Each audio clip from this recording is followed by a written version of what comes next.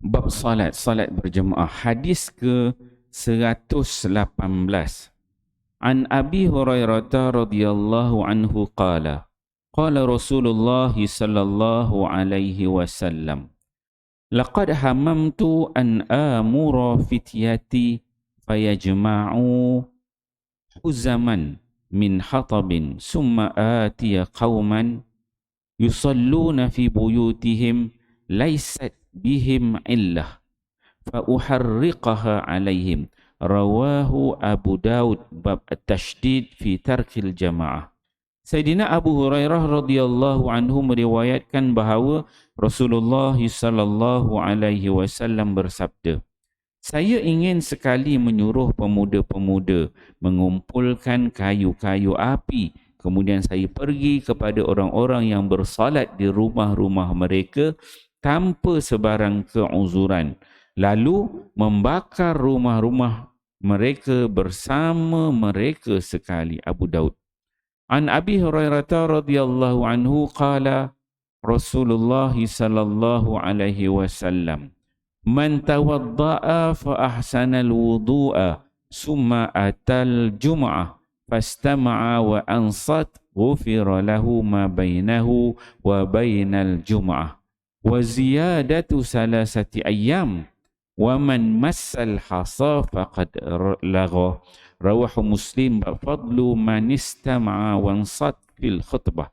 Sayyidina Abu Hurairah radhiyallahu anhu berkata, Rasulullah sallallahu alaihi wasallam bersabda, sesiapa yang menyempurnakan wuduknya dengan baik, kemudian dia pergi menunaikan salat Jumaat dan dia mendengar khutbah dengan penuh tumpuan dan diam semasa mendengar khutbah, maka diampunkan untuknya semenjak Jumaat yang sebelumnya dan ditambah 3 hari.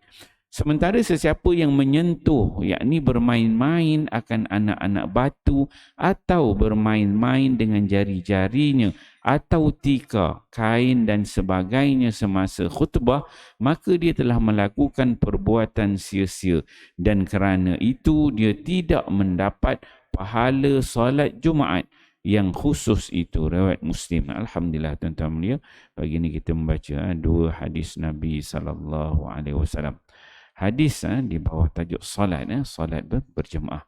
Hadis ke-118, hadis Abu Hurairah, salah seorang sahabat Nabi, dia mendengar Nabi sallallahu alaihi wasallam bersabda. Apa kata Nabi? Nabi ini dia kata, saya ingin sekali menyuruh pemuda-pemuda. Nabi nak supaya kalau boleh nak panggil pemuda-pemuda ini fayajma'u huzaman min hatab, supaya anak-anak muda ni pergi kumpul kayu-kayu api. Kemudian apa buat kata Nabi? Nabi dia kata kalau boleh summa atiya qauman, aku nak datang pergi kepada mereka yang solat di rumah-rumah mereka, yang mana mereka solat di rumah ini dengan tanpa sebab tidak pergi ke masjid. Uharriqaha alaihim. Nabi dia kata, Nabi berada dekat masjid, jadi Nabi nampaklah di kalangan para sahabat ni ada mereka ni tak datang ke masjid untuk solat berjemaah. Jadi Nabi kata kalau boleh aku nak panggil pemuda-pemuda kumpul kayu api, kita pergi je bakar sesiapa yang tak datang solat berjemaah ni, yang tanpa sebab lah, sengaja tak datang. Ni betapa Nabi SAW di hadis ni tasjid. Dia katakan bab ni, dia kata bab at-tashdid fi tarkil jamaah. Bersungguhnya Nabi supaya tidak meninggalkan solat berjemaah. Sebelum mungkin, tapi jangan lupa kita pergi kayu api bakar, tengok janjiran kita tadi, bakar rumah dia kan, jangan buat macam tu pula kan. Maksudnya Nabi tu bersungguh sampai kalau boleh nak buat macam tu, panggil pemuda-pemuda suruh bakar mereka yang tak pergi solat jemaah tu sengaja tanpa ada sebarang sebab. Penting solat berjemaah. Kemudian hadis ke-119, hadis daripada Abu Hurairah, disebutkan bahawa Nabi kata man tawadda'a, sesiapa yang berwuduk fa ahsana wudu'a, berwuduk kemudian dia mengelokkan wuduk dia. Maksudnya wuduk di sinilah wuduk dia di rumah. Kemudian summa atal jum'ah, kemudian baru dia datang pergi untuk solat Jumaat. Ini kelebihan tuan-tuan, kalau kita nak datang ke masjid ke surau solat Jumaat, solat fardu, sebaik-baiknya kita berwuduk daripada rumah. Dan kita berwuduk di rumah itu fa ahsanal wuduk. Ambil wuduk rumah tu relax-relax, tenang, sempurnakan yang wajib, rukunnya, yang sunatnya kena ikut, relax, bertenang, buat wuduk yang terbaik, kata Nabi. Kemudian summa atal Jumaat, kemudian baru datang pergi solat Jumaat, kata Nabi. Kemudian dia datang solat Jumaat itu dalam keadaan bagaimana, kata Nabi? Satu, dia fastama'a, dia ni dengar khutbah dengan baik. Dia berikan tu tumpuan, wa ansat, dia ni tidak bercakap-cakap. Dua, dia dengar, kemudian dia bercakap-cakap, tidak bercakap-cakap. Kan, dia ni kadang-kadang ada orang dia duduk tu khutbah dia cakap-cakap, dia kata tak kisah, dia sambil-sambil cakap tu dia boleh dengar khutbah. Ini adab kita dalam bila berkhutbah. Bukan khutbah aja tuan-tuan, semua majlis-majlis ilmu tu kan kita kena ada adab. Adab pertama dengar, kedua diam. Jadi dua. Kadang-kadang orang dia dengar sambil tu dia bercakap-cakap, tak nak macam tu. Ni adab. Majlis ilmu, tazkirah, ada taklim, dengar. Kalau kita rasa kita nak bercakap, kita rasa alamak boring lah tazkirah ni, kuliah ni memang tak best, mengantuk, kita keluar pergi cakap, sembanglah kat luar. Jangan tengah orang majlis tu yang ni bercakap, yang tu cakap, pergi sini, itu tak ada adab. Tak ada adab, ya. Kita kena jaga adab.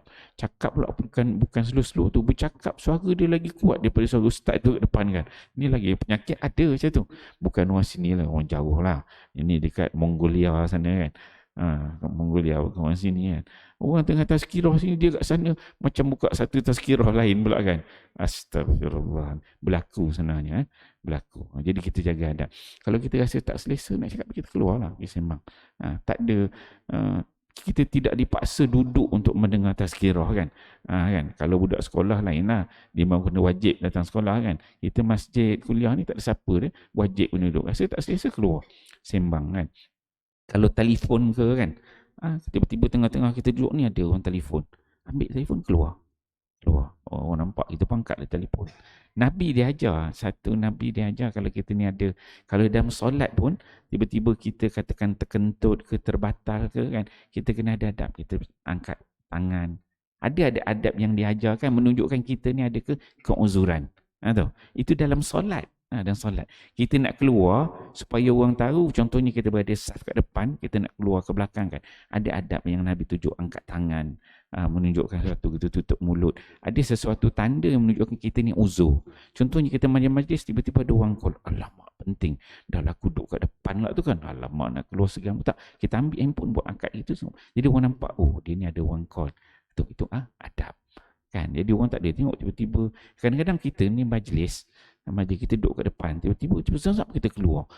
Berasa tak orang bercakap kat depan, orang ceramah tu berasa. Sebab saya biasa ceramah kan, kadang kita ceramah tengok duduk elok, tiba-tiba apa masalah dia ni kan. Tunjukkan sesuatu, takkanlah kita nak angkat tangan macam sekolah, cikgu saya nak keluar kan, takkanlah macam tu kan. Tapi tunjukkan sesuatu tanda yang menunjukkan kita ni ada keuzuran. Tiba-tiba kita angkat handphone, letak kat telinga tu, jalan sambil jalan, jadi orang tahu, oh dia ni ada orang call kan. Jadi tak nampak kita merosakkan majlis. Itu ada adab yang perlu kita jaga. Okey. So dalam ini dia sebutkan dia dengar dan juga diam. Dua, dengar dan juga diam. Maka kata Nabi sallallahu alaihi wasallam, ufira lahu, maka dia mendapat keampunan daripada Allah, bainahu, di antara satu Jumaat itu sampai Jumaat yang akan datang, wa ziyadatu salasati ayyam, tambah 3 hari lagi. So 7 hari campur 3 jadi 10 hari dapat keampunan daripada Allah. Kemudian kata Nabi, wa man massal hasa faqad laga, siapa duk main-main batu. Zaman Nabi dulu pun ada handphone kan. Zaman Nabi dulu dia tak ada pun kapet, semua batu, simen semua tak ada. Jadi bawah tu memang pasir, batu-batu. Jadi kata Nabi, wa man massal hasa, siapa yang ambil pasir-pasir, batu-batu tu duk main kerikil tu, faqad laga, semuanya dia telah melakukan sesuatu perkara yang sia-sia, dia tak dapat pahala Jumaat. Jadi kita kalau datang siang Jumaat tu, kita ke mulanya khutbah. Sebelum khutbah tak apa. Sebelum khutbah ni dia kata bila mula khutbah kan. Sebelum khutbah tu tuan-tuan nak tengok handphone ke apa kan. Masih tak ada lagi termasuk tertakluk. Bila khatib naik je dia bagi Assalamualaikum, masuk tu nak mula khutbah kan.